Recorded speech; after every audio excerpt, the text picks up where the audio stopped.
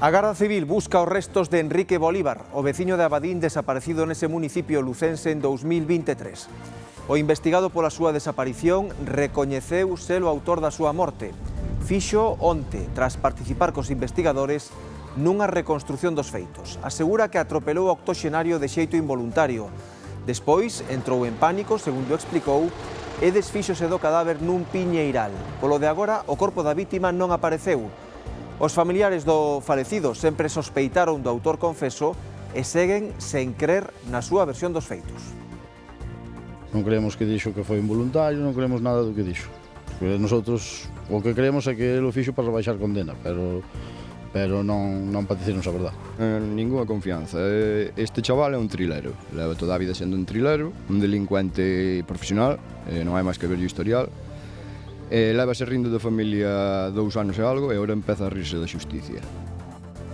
Boas tardes, mércores 15 de abril, benvidos ao Galicia Noticias. A máis das novidades do crime de Abadín, en Pontevedra un home con 2 ordes de busca e captura para o seu ingreso en prisión protagonizou unha agónica fuxida da policía. Todo comezou cando uns veciños alertaron as forzas de seguridade por unha forte discusión de parella nunha vivenda. Cando chegou a policía, o home atrincheirouse primeiro e tirouse por unha fiestra despois, pero mancouse e pillaron.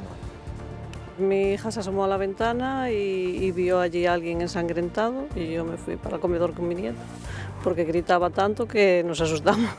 Empecé a escoitar berros aquí abaixo e nada máis preguntei a unha señora que había pasado, díxome que co chico estaba agredindo a súa parexa e a chica chamou a policía. Entonces o tipo para escapar deles e tirouse creo, dun terceiro e para baixo e acabou no suelo. A veciñanza do barrio de Sar en Santiago asegura que vive en tensión a causa de 2 narcopisos que hai na zona. Segundo denuncian, ven a diario xente mercar, vender e consumir droga, en ocasións na propia escaleira das súas casas. Tamén sofren insultos e ameazas. Algúns dos afectados xa comezaron a mobilizarse para pedir solucións. Din que viven un auténtico pesadelo e reclaman máis seguridade. Sabemos que hai narcopiso porque hai moito movimento extraño de noite, hai monta entrada e salida de xente que non vive aquí, non teñen chave, rompen ou se non lles contestan, rompen os cristales do portal. A ver, hubo con la vecina una pelea, entonces claro que tenemos miedo. Alguén lles prendeu lume a varios colectores do lixo en Ourense e leou unha boa, porque os danos non son pequenos. Vexan como quedou este coche que estaba estacionado na rúa prácticamente calcinado. E miren agora a fachada deste edificio, moi afectada tamén polo lume. Os incendios foron provocados en puntos moi próximos no barrio do 21, polo que se pensa que o responsable é o mesmo. Levantouse o meu neto, levantouse unha chica que está vivindo aí coela tamén e todos cheos de medo porque claro, había tantísimo fumo, dixo mamá, non veíamos nada. Dice, tiñamos medo que nos plantara o lume no edificio. Nos afectó a la puerta, nos reventó la puerta de cristal y nos derritió ahí unos plásticos y las placas. Timbres a todo queimado, que tuvo que ser de cadena, O que pasou este coche, non me explico. E imaginen que espertan un día e atopan baixos e garaxes do seu barrio pintados con asteriscos enormes de máis de 2 metros. Pois iso é o que aconteceu en Monte Alto, na Coruña. Os símbolos non duraron moito, porque hoxe xa os estaban tapando operarios municipais. A intriga e o misterio teñen algo máis de percorrido. Por cada esquina había un asterisco, sí, de la noche a la mañana siguiente y nadie sabe muy bien. Hombre, pues arte callejero, ¿no? Ahora que se lleva tanto. Penso que isto queda alguén que non está en Gabondo, porque hai varios por aí, non? Entonces, dixo eu que non terá ben a chota.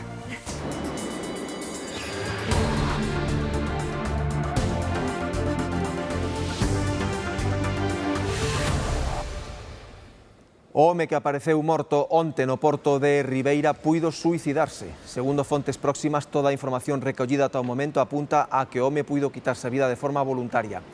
Con todo, dende a delegación do Goberno subliñan que hai que agardar os resultados finais da autopsia para determinar as causas do falecemento. O corpo aparecía, lembren, á primeira hora deste martes, somersido na auga e coas mans encadeadas a unha escaleira do porto.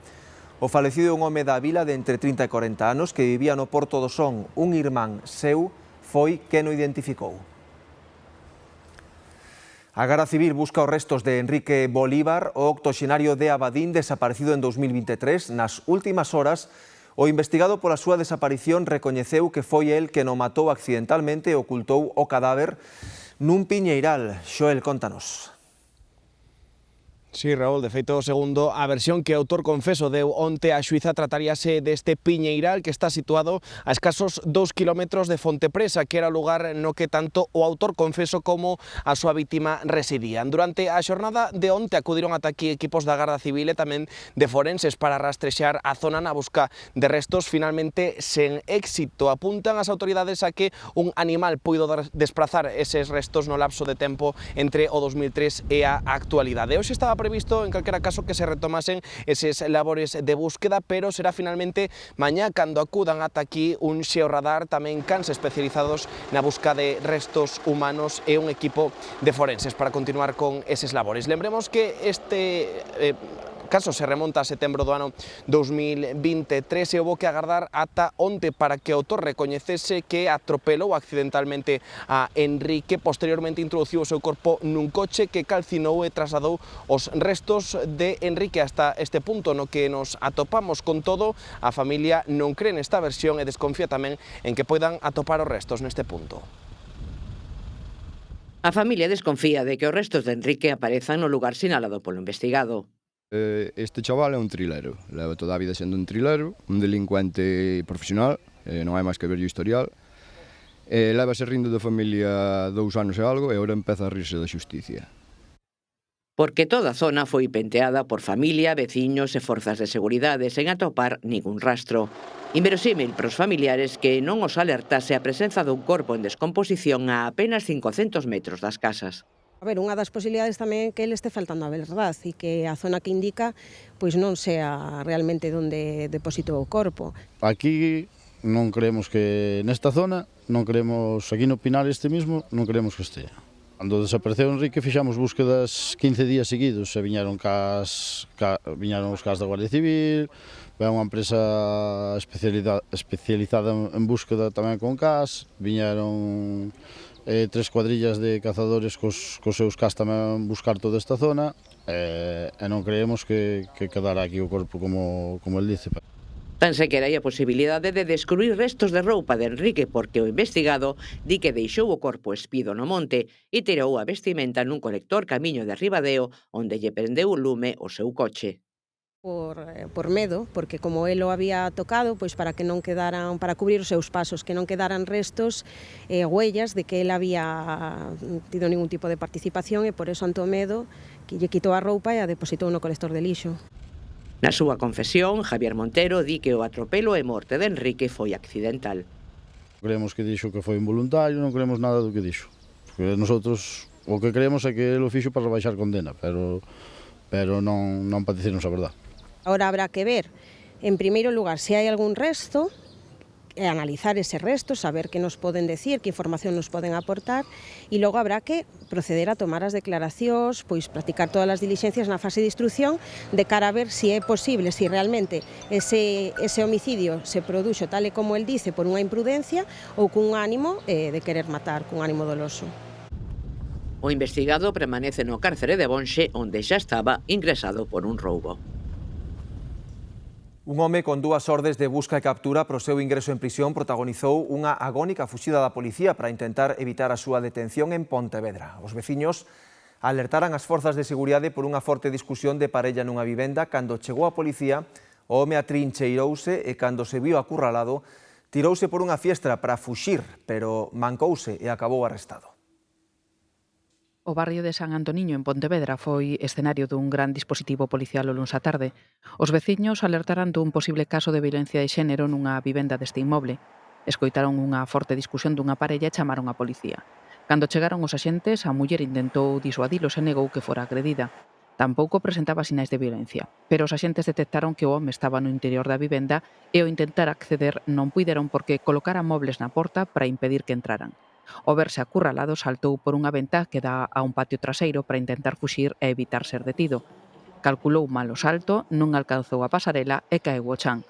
Os berros ao mancarse alertaron os axentes e os veciños que ata ese intre non se decatarán do que estaba pasando. Mi hija se asomó a la ventana y vio allí a alguien ensangrentado y yo me fui para el comedor con mi nieta porque gritaba tanto que nos asustamos.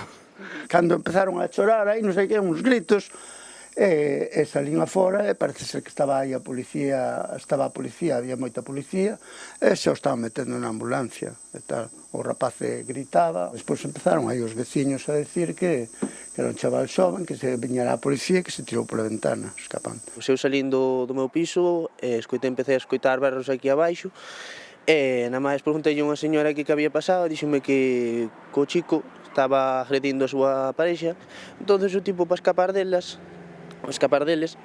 tirouse creo que dun terceiro e para baixo e acabou no suelo. O home foi arrestado e tivo que ser trasladado ao hospital de Montecelo para ser atendido das lesións que sufriu na caída. Tiña 2 ordes de busca e captura para ingresar en prisión por causas pendentes. Fontes policiais confirmaron ademais que estaba quebrantando unha orde de afastamento da muller e suposta vítima dos malos tratos. Un home foi condenado a 17 anos de cadea por violar 2 nenas no domicilio onde convivían en Pontevedra. A sentenza do Tribunal Supremo avala a pena contra o acusado. Segundo a información recabada, as vítimas tiñan 4 e 7 anos cando se produciron as agresións no ano 2011. O violador aproveitaba a ausencia da súa parella e nai das cativas para obrigalas a ver películas pornográficas, efectuándolles tocamentos e outros actos de carácter sexual ás meniñas. O sucedido soubose anos despois, cando en 2019 as nenas regresaron a Colombia, o seu país natal. A maior das vítimas contoulle a avoa o ocorrido e a nai presentou denuncia na comisaría de Pontevedra. A máis dos 17 anos de prisión, o tribunal imponlle ao agresor unha indemnización de 110.000 euros.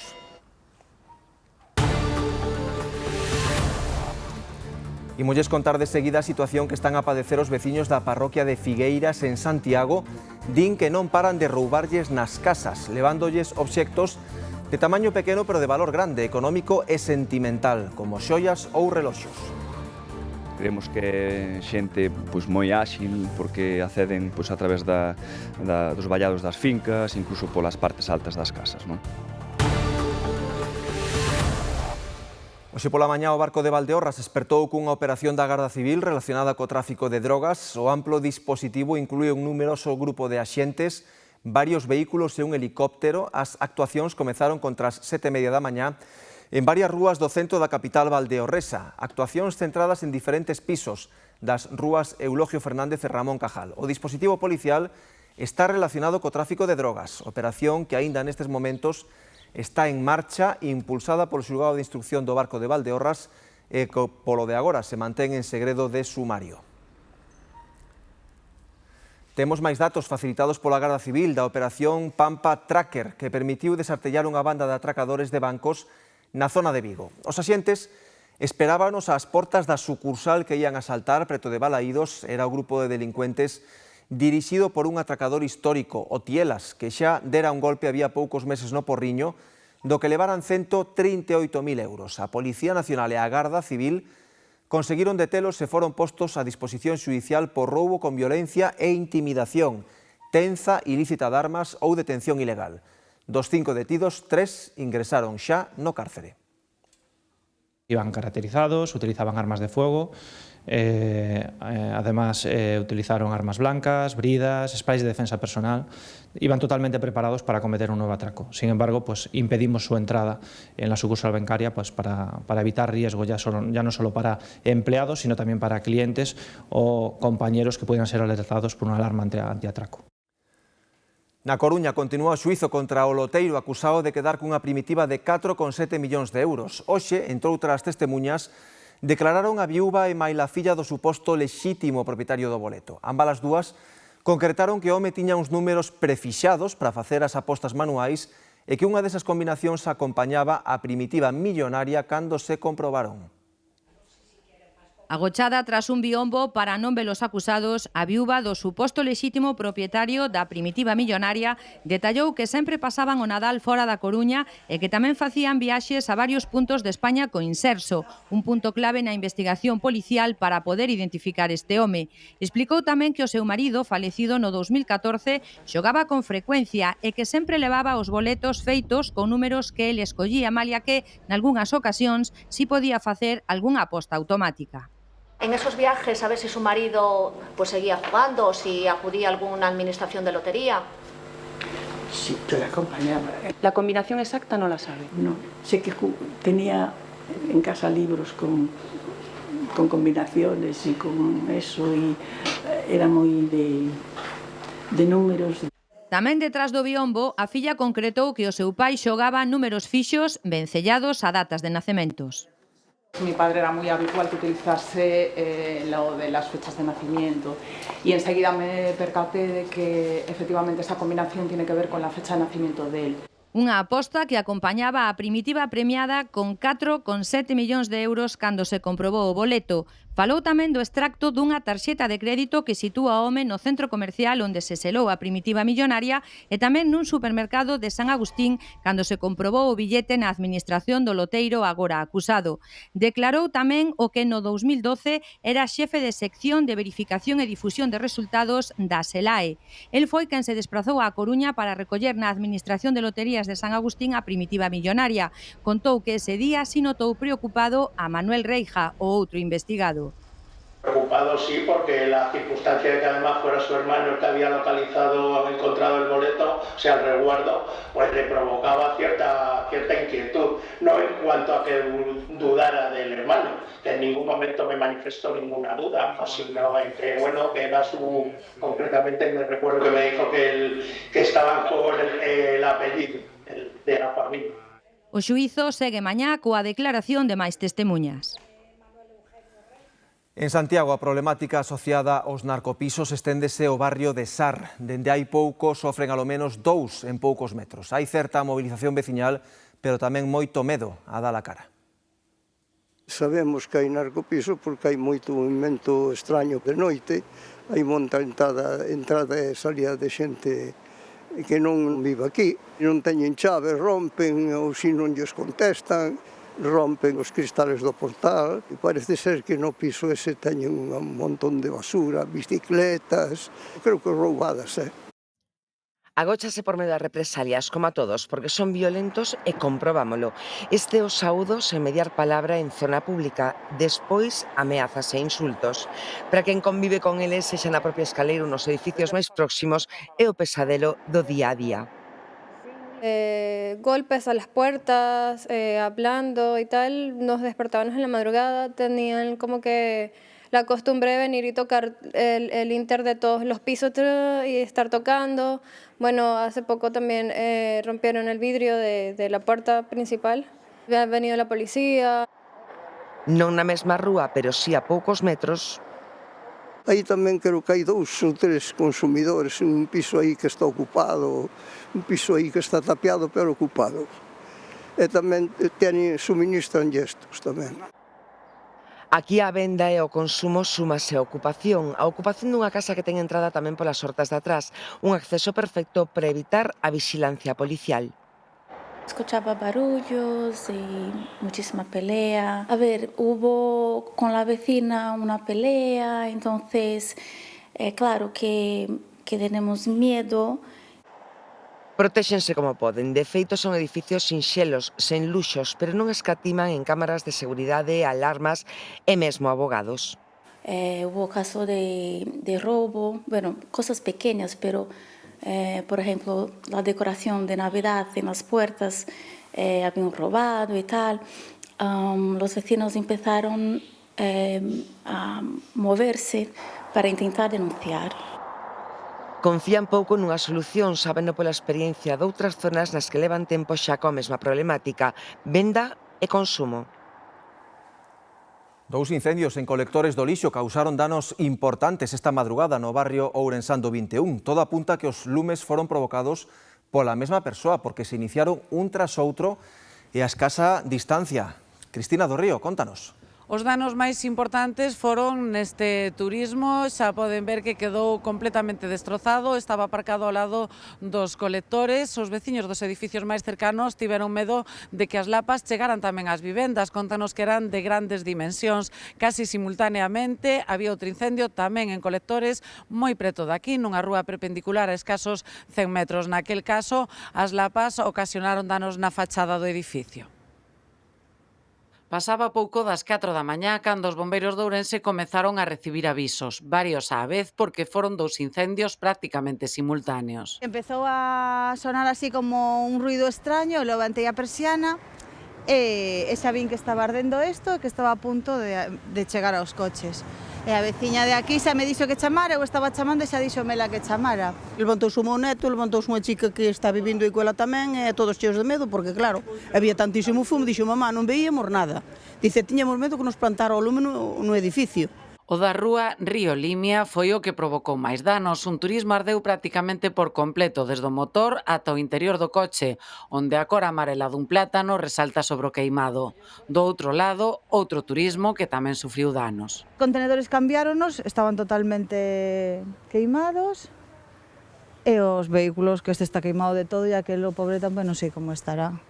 Mira como quedou todo arrugado, timbres a todo queimado. Que tuvo que ser de cadena, O que lle pasou a este coche, non me explico. Que viven aquí enfrente, claro, dice que había unhas llamaradas que eso, madre mía.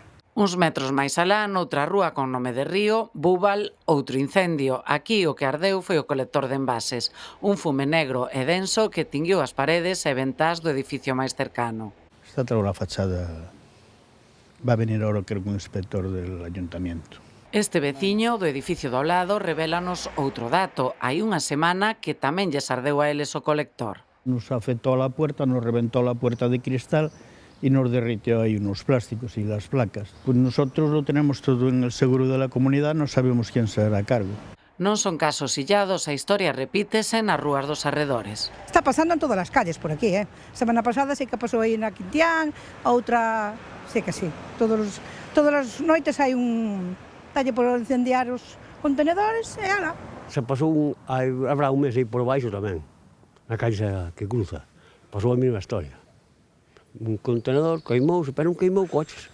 Hai que botar mano aquí porque aquí hai un tráfico de influencias desas, madre mía. En 2023 xa detiveran unha persoa por feitos semellantes. Enfróntase a 3 anos de prisión e 30.000 euros en indemnizacións aos afectados. Irá a xuízo no mes de xuño. En Santiago medra a preocupación entre os veciños da parroquia de Figueiras ante a vaga de roubos dos últimos meses. Os veciños din sentirse inseguros despois de que se rexistraran estes asaltos en que os ladróns levan obxectos de pequeño tamaño pero de gran valor, como xoias ou reloxos.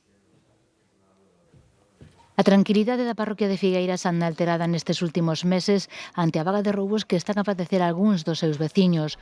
Os roubos en vivendas a plena luz do día fan que estean alerta e calquera precaución que tomen sexa pouca. Según nos traslada a policía, pois son bandas organizadas, actúan de maneira moi rápida. Creemos que xente pois moi áxil porque acceden pois a través dos vallados das fincas, incluso polas partes altas das casas, non? Nunha ocasión sí que apareceu unha ventá rota, pero non obstante pois probarán se algunha ventá pois está mal cerrada tamén ou polos garaxes mesmamente. Entran a media tarde, remexen todo e levan obxetos de pequeno tamaño pero moito valor. Son cousas de pouco tamaño, de gran valor, como xollas, ouro, reloxos, anéis.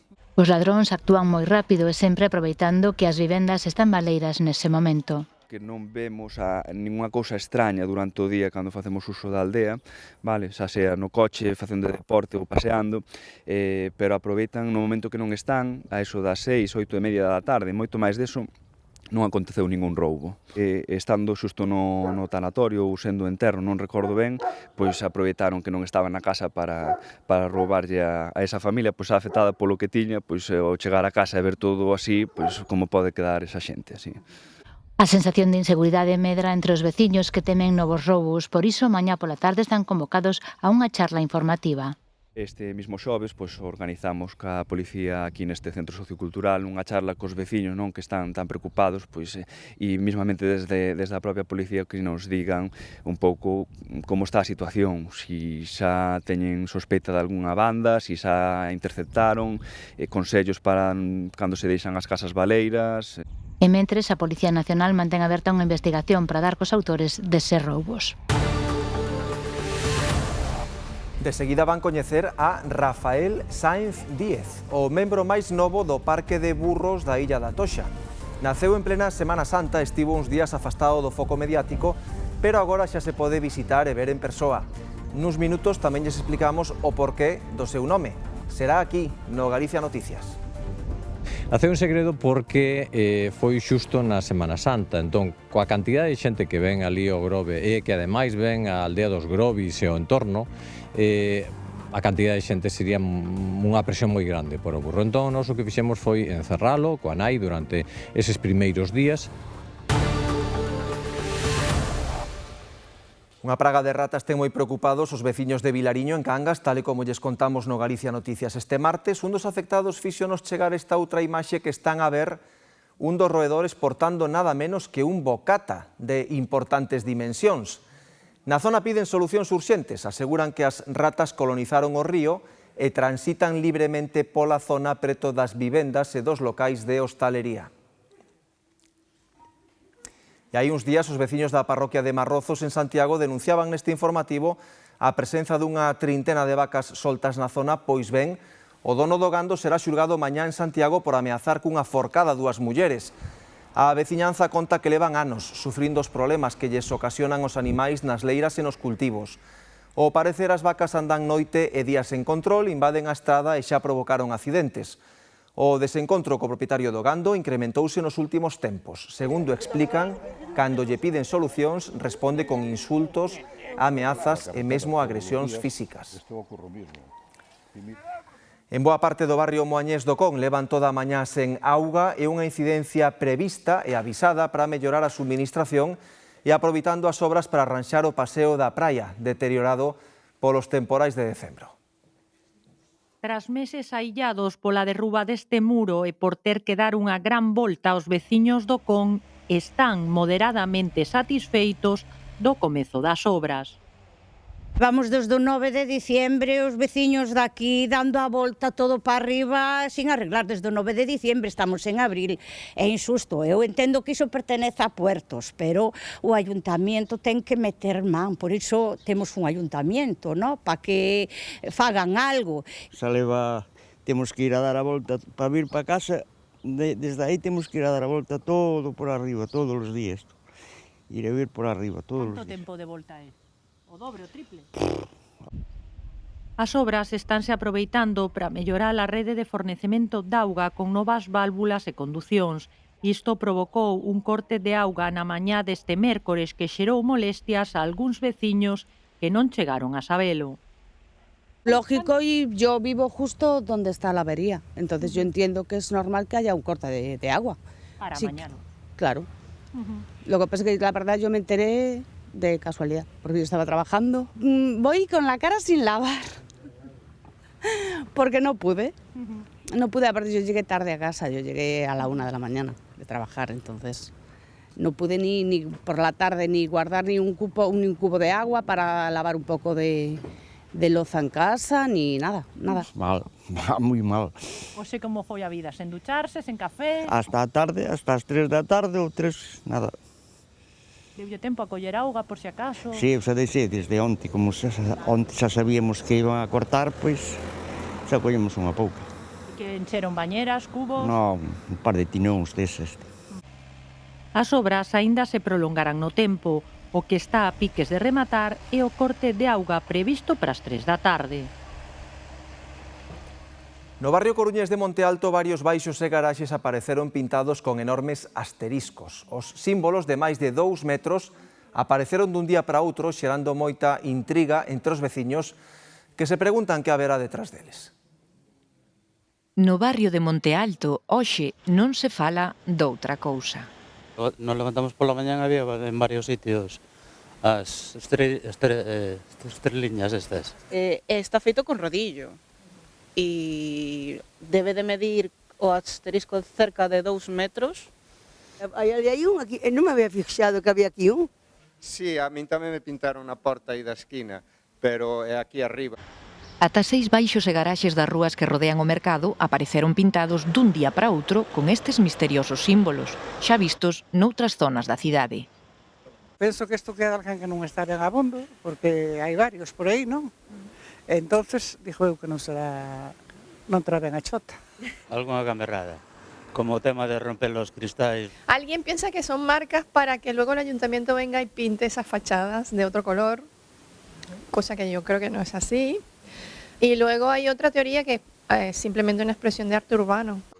Todo apunta que poderían ser obra de asterisco.art, un anónimo que buscaría chamar a atención sobre paredes que pasan desapercibidas xogando coas dimensións do símbolo. A mí non me inspira nada, vamos. Hombre, pues arte callejero, ¿no?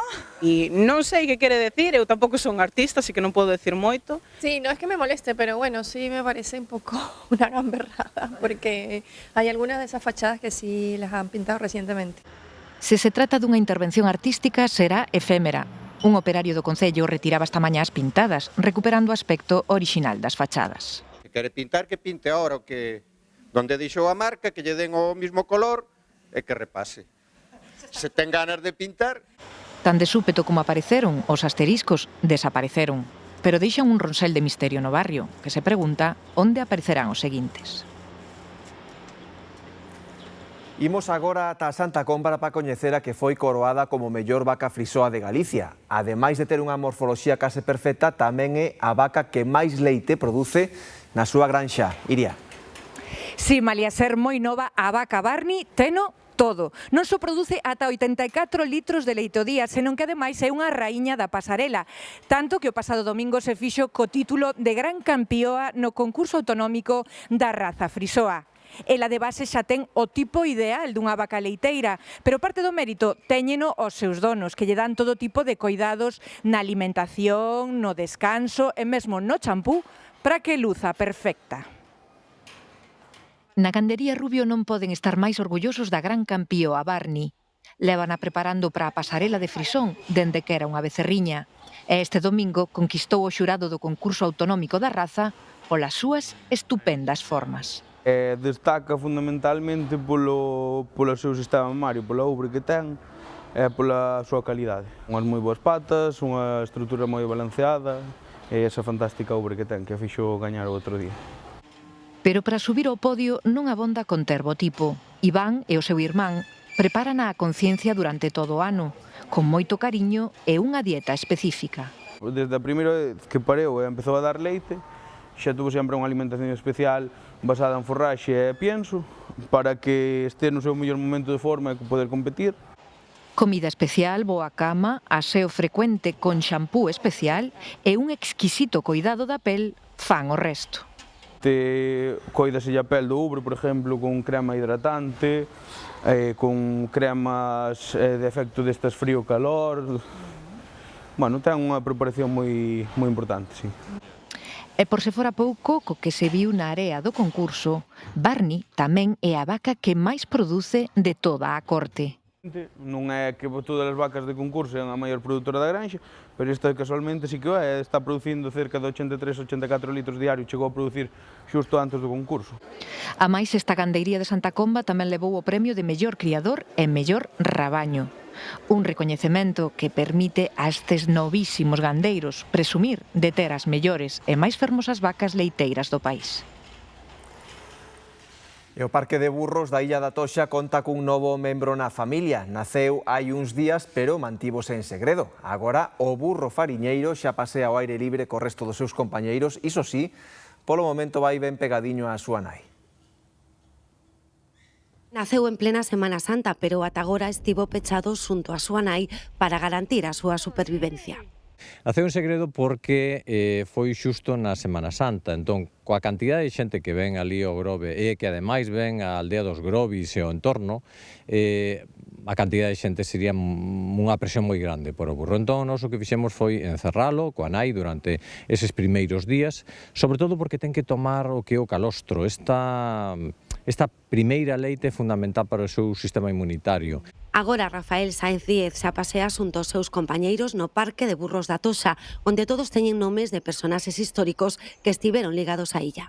Rafael Sáenz Díez foi o primeiro xerente, o fundador da Sociedade Anónima da Toxa co Riestra, e despois, a partir do ano 24 hasta mediados dos anos 40, o seu fillo Rafael, tamén Sáenz Díez, foi o xerente do balneario. No parque hai agora mesmo 6 burros, o último naceu o ano pasado.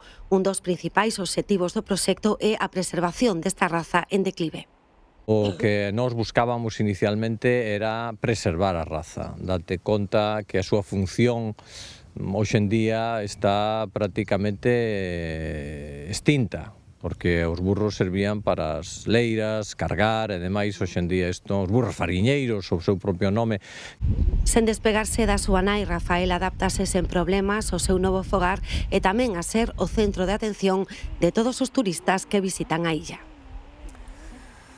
Con esta historia tan fermosa rematamos o Galicia Noticias. Sigan con nós que xa están aquí os compañeiros do Telexornal. Grazas por estaren aí e moi boas tardes.